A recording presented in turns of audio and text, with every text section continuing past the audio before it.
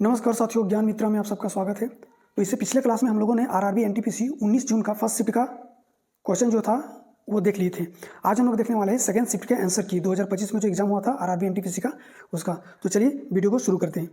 देखिए, पहला क्वेश्चन जो है पूछा गया था आप लोग से कि रेगुलेटिंग एक्ट 1773 के अनुसार गवर्नर जनरल की शक्तियों और उत्तरदायित्वों के बारे में निम्नलिखित में से कौन सा विकल्प गलत है। आपको गलत विकल्प को चुनना था। तो यहाँ पे विकल्प दे रखा, 4 विकल्प है कि पहले में दिया था फोर्ट विलियम की नागरिक सरकार के लिए नियम और विनिमय बना सकता है। दूसरा में पूछा गया था कि अपनी परिषद के निर्णय को रद्द कर सकता है। देखिए, ये तो सही था, ठीक है, कि फोर्ट विलियम की नागरिक सरकार के लिए नियम और विनिमय बना सकता है। लेकिन ये जो दूसरा वाला है, अपनी परिषद के निर्माण को रद्द कर सकता है, तो देखिए जो गवर्नर जनरल था, जो अपने परिषद उसके 4 सदस्यों का परिषद हुआ करता था, उसमें अपने ये जो 4 सदस्यों का जो परिषद के द्वारा जो निर्णय लिया जाता था उसको गवर्नर जनरल को वीटो पावर नहीं प्राप्त था कि ये इसके निर्णय को रद्द कर सके। और यही इसका अब गलत पूछा गया तो यही गलत हो जाएगा और इसका आंसर भी क्या हो जाएगा, बी नंबर का। ठीक है, तो इसका आंसर क्या हो जाएगा, बी नंबर का। बाकी जो है युद्ध और शांति काल में मद्रास और बॉम्बे प्रेसिडेंसियों को नियंत्रित कर सकता था। युद्ध और शांति काल में मद्रास और बॉम्बे प्रेसिडेंसी का अध्यक्ष बनाने का अधिकार भी इनको प्राप्त था, बट ये अपनी परिषद के निर्णय को भंग नहीं कर सकता था। अब देखिए, गवर्नर जनरल की जो 1773 के जो रेगुलेटिंग एक्ट था उसमें कुछ गवर्नर जनरल को जो शक्तियाँ प्राप्त था उसके बारे में हम लोग देख लेते हैं। ठीक है, चलिए देखिए, बंगाल का जो गवर्नर था उसको governor general of fort William, जो कलकत्ता में फोर्ट विलियम था, उसको बनाया गया। ठीक है, नियंत्रण एवं पर्यवेक्षण युद्ध और शांति के मामलों में मद्रास और बॉम्बे प्रेसिडेंसी को गवर्नर जनरल के अधीन किया गया। तो युद्ध और शांति के ये सही था जो पूछा गया था आप लोग से। विधायी शक्ति गवर्नर जनरल को अपनी परिषद के लिए मिलकर फोर्ट विलियम की सिविल सेवा के लिए नियमित विनिमय एवं अध्यादेश बनाने का अधिकार भी था। उसके बाद था कि निर्णायक मत, ठीक है, परिषद में मत बराबर होने की स्थिति में अगर मान लेते हैं कि परिषद में मत बराबर हो जाता है तो गवर्नर जनरल का मत ही निर्णायक मत माना जाता था। ठीक है, चलिए नेक्स्ट है प्रशासनिक एवं सैन्य अधिकारी। नागरिक और सैन्य प्रशासन पर संयुक्त नियंत्रण था, लेकिन निर्णय परिषद के लिए सामूहिक रूप से लिया जाता था। ठीक है, इसके बाद देखते हैं गवर्नर जनरल के उत्तरदायित्व एवं सीमाएं। कुछ इसका लिमिटेशन था, कुछ उत्तरदायित्व था, उसके बारे में। परिषद के प्रति जवाबदेही, गवर्नर जनरल के पास वीटो शक्ति नहीं था, जो अभी क्वेश्चन में जो गलत हुआ है, ठीक है, यही वाला था। गवर्नर जनरल के पास वीटो शक्ति नहीं थी, वह परिषद के बहुमत के निर्णय को निरस्त नहीं कर सकता था, और ये था, ठीक है, जो आपका गलत हो गया था। इसी तरह से आप लोग बाकी जो ऑप्शन था ये सारा, बाकी ये जो पॉइंट लिखा हुआ है ये सब एक बार पढ़ लीजिएगा, ठीक है, नहीं तो फिर ज़्यादा समय लग जाएगा एक वीडियो बनाने में। चलिए नेक्स्ट क्वेश्चन पूछा गया था कि 2 अक्टूबर 2024 में निम्नलिखित में से किसे राष्ट्रीय महिला आयोग, तो देखिए NCW का अध्यक्ष है। चूंकि ये 2024 का पूछा गया, मतलब 2025 में एग्जाम हुआ तो ये 2024 का करंट पूछा गया। और कहाँ से करंट, इसको लाने का मतलब ये था, हमको उठाने का मतलब था कि आप लोग को ये पता चल जाएगा कि कहाँ से करंट उठाया जा रहा है। ठीक है, और आप लोग को पता है कि इस बार जो 12 से लेकर के 17 करंट अफेयर्स पूछा गया है NTPC में और ग्रुप डी में। ठीक है, तो आप लोग इस चीज़ को अच्छे से पता चल जाएगा कि कहाँ से ये करंट उठाया जा रहा है। ठीक है, तो इसका आंसर जो हो जाएगा इसका आंसर हो जाएगा विजया किशोर रहाटकर। नेक्स्ट है मुख्य आर्थिक सलाहकार वी अनंत नागेश्वरन का कार्यकाल कब तक के लिए बढ़ा दिया गया। तो आप लोग को पता होगा कि मार्च 2027 तक के लिए बढ़ा दिया गया है। ठीक है, तो ये आप लोग के लिए भी इंपॉर्टेंट है, मार्च 2027 इसका करेक्ट आंसर हो जाएगा। नेक्स्ट है 2024 में शुरू किए गए धरती आबा जनजाति ग्राम उत्कर्ष अभियान के बारे में निम्नलिखित में से कौन सा कथन सही है। अच्छा, सही कथन पूछा गया है। इस योजना का उद्देश्य स्वास्थ्य, शिक्षा और आजीविका में 25 हस्तक्षेपों के माध्यम से आदिवासी क्षेत्रों का समग्र विकास करना है, जो कि सही है। ठीक है, इस योजना का लाभ केवल 10 राज्यों तक मिलेगा, ये गलत है। इसका जो लाभ है ये 30 राज्यों, अच्छा ये क्या सही है ना, सही पूछा गया तो सही तो पहला ही वाला हो गया, यही है। ठीक है, तो ये जो है, अच्छा देख लीजिए, और ये जो 10 राज्य नहीं, ये पूरे 30 राज्यों में, 30 राज्य और केंद्र शासित प्रदेश मिला के ये पूरा 30 राज्य और केंद्र शासित प्रदेशों में लागू किया गया है। ठीक है, तीसरा नंबर में पूछा गया था इसका शुभारंभ 2 अक्टूबर 2024 में किया गया था, ये सही है। को झारखंड के उपराष्ट्रपति जगदीश धनखड़, ये गलत है। ठीक है, तो झारखंड के उपराष्ट्रपति जगदीश धनखड़ के द्वारा ये शुभारंभ नहीं किया गया था, बल्कि प्रधानमंत्री नरेंद्र मोदी के द्वारा हजारीबाग में 2 अक्टूबर 2024 को किया गया था। तो ये भी गलत हो जाएगा। ठीक है, क्योंकि जगदीश धनखड़ नहीं था, नरेंद्र मोदी होता, तो इसका आंसर केवल एक हो जाएगा। ठीक है, चलिए नेक्स्ट है, देखिए यहाँ पे उसी के बारे में लिखवा दिए हैं चलिए नेक्स्ट है, निम्नलिखित में से कौन सा विकल्प भारतीय अर्थव्यवस्था के संदर्भ में अंतिम वस्तु है। अच्छा, अंतिम वस्तु होता क्या है, यहाँ जो पूछा गया है, एक अंतिम वस्तु मतलब होता है वो कि हम उसको डायरेक्ट यूज कर सकते हैं, उसको फर्दर हम लोग प्रोसेसिंग नहीं करते हैं, ठीक है, फर्दर इसको प्रोसेसिंग करके हम लोग यूज़ नहीं करते हैं, इसको डायरेक्टली यूज़ कर लेते हैं। जैसे कि चीनी, अब चीनी को हम लोग डायरेक्टली कुछ कुछ खा जाते हैं कोई, लेकिन चीनी को चाय बनाइए या फिर इसका सिरका बनाइए या फिर इसको किसी और चीज़ में मिला के खाइए तो ये चीनी नहीं होगा। गेहूँ को पहले पिसवाइए, फिर उसको आटा बनेगा, आटा बनने के बाद फिर रोटी बनाना है, ठीक है। अभी आटा को भी डायरेक्ट नहीं खा सकते हैं, उसको रोटी बनाना है, लेकिन बिस्किट को आप डायरेक्ट खा सकते हैं, ठीक है। आप खरीदे, पैकेट फाड़े, डायरेक्ट खा ली, ठीक है। तो अंतिम प्रोडक्ट वो प्रोडक्ट होता है जिसको हम लोग डायरेक्ट यूज़ कर लेते हैं। इसका आंसर क्या हो जाएगा, बिस्किट करेक्ट आंसर हो जाएगा। चलिए नेक्स्ट है, हड़प्पाकालीन व्यापार संबंध निम्नलिखित में से किस स्थान तक फैला हुआ था। ठीक है, तो हड़प्पा देखिए, रोम, ग्रीस और फ्रांस, ये फारस, ये तीनों तो नहीं होगा, इसका आंसर हो जाएगा मेसोपोटामिया। और मेसोपोटामिया को आज इराक के नाम से जानते हैं, इराक, ठीक है। इराक को ही मेसोपोटामिया पहले बोला जाता था। और हड़प्पाकालीन जो सभ्यता था उसका जो व्यापार हुआ करता था इराक के साथ या फिर मेसोपोटामिया के साथ हुआ करता था। चलिए नेक्स्ट, 0.11 सेकेंड की अवधि वाले ध्वनि तरंग की आवृत्ति यानी कि फ्रीक्वेंसी क्या होती है। तो आप लोग को पता होगा कि फ्रीक्वेंसी बराबर हो तो 1/टाइम, ठीक है, 1/t होता है, ठीक है। और यहाँ पे टाइम हमको दे रखा है 0.11 सेकेंड, तो हम लोग लिख सकते हैं 1 = 1/0.01 सेकेंड दिया ना, 1 सेकेंड। यहाँ से पॉइंट को हटाएंगे तो 2 जीरो ऊपर में आ जाएगा, यानी कि कितना हो जाएगा, 100 हर्ट्ज हो जाएगा इसका करेक्ट आंसर। तो फ्रीक्वेंसी बराबर कितना आ जाएगा, 100 हर्ट्ज। ये तो कट जाएगा पूरा, यानी कि एक बार रहेगा तो एक नीचे में लिखो या ना लिखो चलेगा। चलिए अगला क्वेश्चन है, भारत में 500 और 1000 रुपये के नोटों के विमुद्रीकरण की घोषणा किस वर्ष की गई थी। तो आप लोग को पता होगा 500 और 1000 का जो नोट बंद हुआ था, विमुद्रीकरण जो हुआ था, ये किस वर्ष किया गया था। तो 2016 में इसका घोषणा किया गया था नरेंद्र मोदी जी के द्वारा। इसका आंसर क्या हो जाएगा, डी में है, 2016, ठीक है। चलिए नेक्स्ट है, MS वर्ड 365 में पैराग्राफ इंटेंट, अच्छा, हटाने के लिए कीबोर्ड शॉर्टकट किया था। पैराग्राफ इंटेंट हटाने के लिए कीबोर्ड शॉर्टकट की। सबसे पहले तो आप लोग देखिए पैराग्राफ इंटेंट क्या होता है। तो जैसे कि मान लेते हैं एक पेज, ठीक है, पेज में इधर कुछ छोटा हो रहा था, ऊपर में भी छोटा हो रहा था, किसी किसी पेज में नीचे में भी छोटा हो रहा था। अब हमको काम करने का स्पेस होता है यहाँ पे, ये वाला स्पेस में। अब जैसे कि अब इसी को थोड़ा लंबा करते हैं, ठीक है, ये। अब इसी को अगर हम यहाँ से लिखना शुरू कर दिए, यहाँ से लिख रहे, एक पैराग्राफ हो गया। अब दूसरा पैरा हम लोग यहाँ से स्टार्ट करते हैं, देखे होंगे आप लोग, यहाँ से स्टार्ट करते हैं, फिर यहाँ से ले आते हैं, फिर ऐसे लिखना शुरू करते हैं, फिर तीसरा अगर पैरा यहाँ से शुरू करते हैं, फिर इस तरह लिखा जाता है। तो ये जो गैप छूट रहा है यहाँ से और यहाँ पे, ये जो 2 जगह पे गैप छूट रहा है, इसी गैप को बोला जाता है पैराग्राफ इंटेंशन, ठीक है, या फिर इंडेंट, जो भी बोलते हैं, पैराग्राफ इंटेंशन या फिर पैराग्राफ इंडेंट, ठीक है।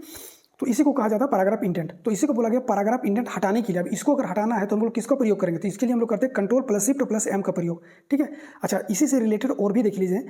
तो इंटेंडेंट्स क्या है, ठीक है, का मतलब होता है कि पैराग्राफ जो होता है में पेज के बाएं और दाएं मार्जिन से थोड़ा अंदर की ओर खिसकाना, यानी कि स्पेस छोड़ देना। और इसका टाइप कितना होता है, ये टाइप है, टिप लिखा गया है, टाइप है। और इसका एक लगभग 4 टाइप का होता है, ठीक है। एक लेफ्ट इंडेंट होता है, राइट इंडेंट होता है, फर्स्ट लाइन इंडेंट होता है और हैंगिंग इंडेंट होता है, ठीक है। तो ये चारों को याद रख लेना। अब देख लो, MS वर्ड में इंडेंट जो होता है उसका संक्षिप्त फॉर्मूला क्या होता है। जैसे कि इंडेंट बढ़ाने के लिए अगर हम लोग इंडेंट का जो गैप होता है उसको अगर बढ़ाना है तो उसके लिए Ctrl+M दबा देंगे तो वो आ जाएगा।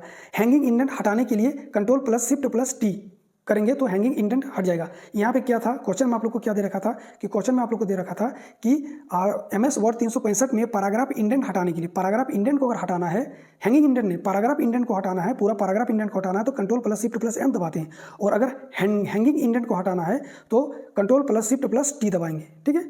और पैराग्राफ फॉर्मेटिंग की रिसेट करने के लिए हम लोग क्या दबाते हैं, Ctrl+Q को अगर करेंगे तो ये पूरा रिसेट हो जाएगा।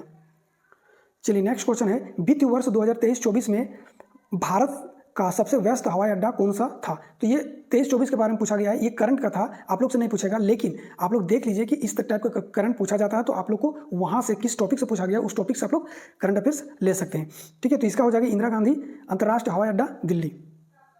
नेक्स्ट है, प्रारंभिक हिमाचल प्रदेश प्रांत के निर्माण जो कि 1948 में हुआ था में किस क्षेत्र को शामिल किया गया था। तो आप लोग को पता होगा ये शिमला पहाड़ी राज्य को शामिल किया गया था। नेक्स्ट क्वेश्चन में पूछा गया था, टांका और कुंड जैसे अपनी विलक्षण जल संरक्षण विधियों के लिए कौन सा राज्य प्रसिद्ध है। और ये हो जाएगा, इसका करेक्ट आंसर हो जाएगा राजस्थान में, ये टांका और कुंड। नेक्स्ट क्वेश्चन है, विंडो 11 में फाइल को रीनेम करते समय एक्सेस इज डिनाइड त्रुटि क्यों आता है। इसलिए आता है क्योंकि जो फाइल का जो ऑनरशिप होता है वो बदल जाता है, ठीक है। वो फाइल का ऑनरशिप अगर बदल दिया जाता है तो आप लोग जब इसको रीनेम कीजिएगा तो वहाँ पे आगे एक्सेस इज डिनाइड कर देगा, ठीक है। इसका आंसर क्या हो जाएगा, फाइल का जो ऑनरशिप होता है वो बदल जाता है। चलिए नेक्स्ट क्वेश्चन है, प्रत्यक्ष विदेशी निवेश FDI वैश्वीकरण का एक प्रमुख पहलू है। भारत जैसे विशाल विकासशील देशों के लिए FDI का मुख्य लाभ क्या है? तो देखिए विकासशील है तो औद्योगिक से रिलेटेड होगा। अगर किसी को नहीं भी पता होगा तो ये आप लोग ट्रिक्स मार सकते थे, औद्योगिकरण और रोजगार इसका करेक्ट आंसर हो जाता। चलिए नेक्स्ट क्वेश्चन है, निम्नलिखित में से कौन सा नगाओं का नृत्य युद्ध नृत्य है? ठीक है, नगाओं का युद्ध नृत्य है, ठीक है, और इसका आंसर हो जाएगा रंगमा। रंगमा जो होता है नगाओं का युद्ध नृत्य होता है। चलिए नेक्स्ट, पूर्ण स्वराज का प्रस्ताव भारतीय राष्ट्रीय कांग्रेस के किस अधिवेशन में, पूर्ण स्वराज का जो मांग किया गया था ये किस अधिवेशन में किया गया था? लाहौर अधिवेशन में। आप लोग याद होगा लाहौर 1929 में किया गया था, ठीक है, तो लाहौर 1929 यहाँ पे बी में है, ठीक है, इसका करेक्ट आंसर क्या हो जाएगा? लाहौर 1929 में किया गया था इसका मांग। चलिए नेक्स्ट, निम्नलिखित में से कौन सी बैंकिंग सुविधा भारतीय राष्ट्रीय भुगतान निगम NPCI द्वारा संचालित है? तो यहाँ पे आप लोग को दे दिया था नीट, आधार सक्षम भुगतान प्रणाली और UPI लाइट, ठीक है, तो इसका आंसर हो जाएगा नीट तो होगा ही और आधार सक्षम भुगतान प्रणाली, ये दोनों। UPI लाइट नहीं होगा, ठीक है, इसका आंसर क्या दिया? 2 और 3 से, अच्छा माफ कीजिएगा, नीट नहीं होगा, सॉरी नीट नहीं होगा, आधार होता है और UPI होता है, ठीक है, ये दोनों हो जाएगा, यानी कि 2 और 3 इसका करेक्ट आंसर हो जाएगा। 2 और 3 इसका सही जवाब हो जाएगा, ठीक है। चलिए नेक्स्ट क्वेश्चन है, वर्ष 2017 में किस राज्य का मानव विकास सूचकांक HDI सबसे अधिक था? तो 2017 का पूछा गया है, ठीक है, मानव सूचकांक HDI सबसे अधिक था और ये हो जाएगा केरल का, ठीक है, ये आप लोग से पूछेगा नहीं लेकिन आप लोग याद रख लीजिए, ठीक है। नेक्स्ट क्वेश्चन है, तमिलनाडु अंतरिक्ष औद्योगिक नीति 2025 के अंतर्गत अपेक्षित निवेश लक्ष्य कितना है? देखिए ये करंट का क्वेश्चन है, ठीक है, ये 2025 का है, आप लोग से नहीं पूछेगा लेकिन इस टाइप से क्वेश्चन पूछा जा रहा है। ये टाइप देख लीजिए, कहाँ से उठाया जा रहा है उसको देख लीजिए, ठीक है, और इसका आंसर हो जाएगा कितना? 10,000 करोड़ इसका सही जवाब हो जाता, ठीक है। नेक्स्ट क्वेश्चन जो है, किस पोषक तत्व की कमी का रक्त की ऑक्सीजन वाही क्षमता में कमी आ जाती है? अगर आप लोग को पता होगा कि अगर रक्त में आयरन की कमी हो जाता है तो ऑक्सीजन की कमी होने लगता है, ठीक है, ये हो जाएगा किसका? आयरन, ठीक है, ये आयरन हो जाएगा करेक्ट आंसर। नेक्स्ट है, केंद्रीय बजट 2025-26, देखिए यहाँ बजट से भी पूछा गया है, तो बजट से हो गया जो भी क्या स्कीम जो लाया जाता है। देखिए आप लोग को जो बजट है, जो स्कीम ला रहा हर राज्य में, क्योंकि हर एक राज्य से स्कीम के बारे में पूछा गया था 2025 में, तो इन सब से आप लोग देख लेना, ठीक है, इसका आंसर हो जाता है क्या? 5। ये आपसे पूछेगा नहीं इसलिए इसको पार करते हैं। आप लोगों को सिर्फ बताने के लिए हम ये क्वेश्चन लिख के लाए हैं, ठीक है, कि आप लोग से किस तरह के क्वेश्चन मतलब करंट में पूछा जा रहा है। चलिए नेक्स्ट हो जाएगा, हड़प्पा सभ्यता के दौरान आभूषण बनाने के लिए निम्नलिखित में से किस सामग्री का उपयोग नहीं किया जाता था? ठीक है, तो आभूषण बनाने के लिए हाथी दांत का, एटाइट का, कार्नेलियन का, इस सब का यूज़ किया जाता था, बट हीरा का यूज़ नहीं किया जाता था, ठीक है, इसका आंसर क्या हो जाएगा? हीरा। चलिए अगला क्वेश्चन है, ब्रेकिंग न्यूज़ रिपोर्टिंग के लिए 2025 पुलित्जर जीतने हेतु द वाशिंगटन पोस्ट ने किस प्रमुख घटना का कवर किया था? और आप लोगों को पता होगा कि जब गोली चला था डोनाल्ड ट्रंप पर, इस घटना को द वाशिंगटन पोस्ट ने कवर किया था और इसका आंसर क्या हो जाएगा? डोनाल्ड ट्रंप की हत्या का प्रयास। नेक्स्ट है, किसी जिले में सर्वोच्च न्यायिक अधिकारी की दोहरी भूमिका क्या होती है? अच्छा, किसी जिले में सर्वोच्च न्यायिक जो अधिकारी होता था क्या वो होगा? जज, ठीक है, जज होता है। और 2 तरह का, एक तो दीवानी मामलों के लिए जिला न्यायाधीश होता है और फौजदारी मामलों के लिए सत्र न्यायाधीश होता है, और ये इसका आंसर हो जाएगा ए नंबर का। नेक्स्ट है, सर्वोच्च न्यायालय में न्यायाधीशों की नियुक्ति करते समय राष्ट्रपति को किससे परामर्श करना चाहिए? तो राष्ट्रपति को जब नियुक्ति कर रहा हो सर्वोच्च न्यायालय के न्यायाधीशों को, तो सर्वोच्च न्यायालय के मुख्य न्यायाधीश यानी कि CJI से सलाह लेना जरूरी होता है। इसका राष्ट्रपति का कहाँ पे गया? विधि लोकसभा, भारत के मुख्य न्यायाधीश इसका करेक्ट आंसर हो जाएगा, भारत के मुख्य न्यायाधीश, ठीक है। नेक्स्ट क्वेश्चन है, MS एक्सेल में नई वर्कबुक को सेव करने का सही तरीका क्या है? तो अगर आप लोग MS एक्सेल में काम किए होंगे तो आप लोग को पता होगा कि नया जो वर्कबुक है उसको सेव कैसे किया जाता है। तो उसको हम लोग सबसे पहले फाइल में टैप करते हैं, जो फाइल को सेव करें फाइल टैप करके क्लिक करते हैं और सेव एज पे क्लिक कर देते हैं, तो वो सेव एज हो जाता है, ठीक है, सेव हो जाता है। इसका आंसर क्या हो जाएगा? C नंबर का। चलिए, इंपीरियर सर्विस स्कीम 1885 का उद्देश्य क्या था? तो इंपीरियर सर्विस स्कीम का उद्देश्य क्या था? तो ब्रिटिश रक्षा हेतु सेना जुटाना, और ये जो सेना का जो खर्चा होता था ना वो कहाँ से दिया जाता था? तो प्रांतों यानी कि रियासतों के द्वारा दिया जाता था। ब्रिटिश अपना सेना रख रहा है और उसका भुगतान कौन कर रहा है? भारत में जो प्रांत हुआ करता था वहाँ से पैसा लेकर के ये इन सेना को रखने का मतलब, जैसे कि इंडिया में अगर सेना है, ठीक है, इंडिया का जो भारतीय सेना है, अब इसको रख रखाव के लिए, इसको सैलरी देने के लिए हम अमेरिका से पैसा ले रहे हैं, ये वाला कंडीशन हो जा रहा था, ठीक है। और ये पैसा अपने से, जैसे कि होता है ना, अपने से खुद से पैसा दे रहा है, ये डरा धमका के लिया जाता था, थोपा गया था जबरदस्ती कि आपको पैसा देना पड़ेगा, ठीक है। चलिए अगला क्वेश्चन देखते हैं। भारतीय संविधान के अनुच्छेद 44 का उद्देश्य क्या उल्लेखित है? तो 44 में क्या उल्लेखित? आप लोग को पता होगा कि समान नागरिक संहिता को उल्लेख किया गया है अनुच्छेद 44 में। नेक्स्ट क्वेश्चन है, ओसाका एक्सपो 2025 का शुभांकर क्या है? ठीक है, ये उस समय पूछा गया था, अब तो ये था में हो गया होगा, क्या था, ठीक है। तो ये 2025 का था, आप लोग के लिए इंपॉर्टेंट नहीं, लेकिन इस तरह से जब भी कोई एक्सपो होगा या फिर कोई फंक्शन होगा या फिर कुछ भी होगा तो उसका शुभांकर होगा या फिर उसका जो थीम होगा, ये सब आप लोग याद रख लीजिएगा। इसका लोगो या जो लोगों का जो स्लोगान होगा वो याद रख लेना है, ठीक है। इसका हो जाएगा, इसका था म्याकू म्याकू, ठीक है। नेक्स्ट है, भारतीय संविधान के किस अनुच्छेद में देश की रक्षा करने और आह्वान किए जाने पर, यानी कि देश की रक्षा करने और बुलाने, आह्वान मतलब बुलाने, आह्वान किए जाने पर राष्ट्रीय सेवा करने के मौलिक कर्तव्य का उल्लेख किया गया है? और ये किया गया है 51 का 1 क्लॉज डी में किया गया है, ठीक है। इसका आंसर क्या हो जाएगा? 51 का 1 क्लॉज डी, 51 का 1 क्लॉज डी सही है, ठीक है। चलिए नेक्स्ट है, निम्नलिखित में से किस संगठन ने 2025 में सार्वजनिक सेवा के लिए पुलित्जर पुरस्कार जीता? तो किस संस्था ने जीता था 2025 के लिए पुलित्जर पुरस्कार? तो प्रोपब्लिका ने इसका करेक्ट आंसर हो जाएगा, ठीक है। चलिए नेक्स्ट क्वेश्चन है, 8 अप्रैल 2025 को तमिलनाडु राज्य बनाम तमिलनाडु के राज्यपाल मामले में सुप्रीम कोर्ट के फैसले के संदर्भ में निम्नलिखित में से कौन सा से कथन सही है? ठीक है, कौन सा कथन सही है? तो सर्वोच्च न्यायालय ने कहा कि विधानमंडल द्वारा विधेयक को पुनः पारित किए जाने के बाद राज्यपाल अपनी स्वीकृति नहीं रोक सकती। नेक्स्ट है, न्यायालय ने अनुच्छेद 142 के तहत अपनी शक्तियों का उपयोग करते हुए 10 लंबित विधेयकों को स्वीकृति प्राप्त मान लिया, ठीक है, स्वीकृति प्राप्त मान लिया।